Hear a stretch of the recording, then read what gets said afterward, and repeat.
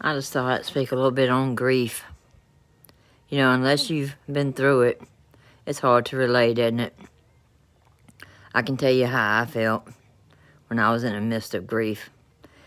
The best way I can describe it is, you know, like standing in the ocean, and all of a sudden this big tidal wave just hits you, and you go under, and you just feel like you're just gasping for air.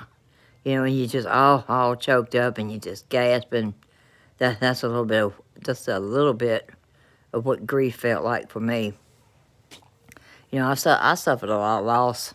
You know, during my lifetime so far, I've suffered enough where I know what grief is, because I have been there, and it took a long time. Oh my gosh, it took a long time to get over that feeling. I mean, it was like being in a tunnel of darkness.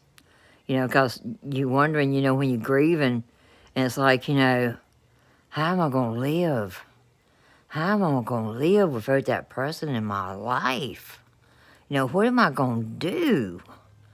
You know, because you have such a close bond with someone. And when they leave, when they leave this world and you left behind, it's like, what do I do? How am I going to make it without them? And, and you know, it's always good to go to group meetings. They have all kind of meetings. And when you get in a grief support group, you know, you're with other people, and they can tell you who they lost, and where they're at in their grieving, because it's a process. You know, some people just linger in the midst of it and look like they can't find their way out. I was lost there for a while. I was lost in some grief, so I can really relate. But I'm gonna tell you, life does get better once you work through the grieving process, and just, you know, you gotta put your trust in God. You gotta let go and let God, because He has a plan. He has a plan, and God loves you.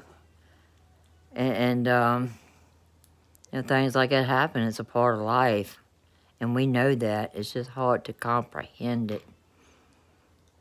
God loves you. I do too. Blowing you a kiss.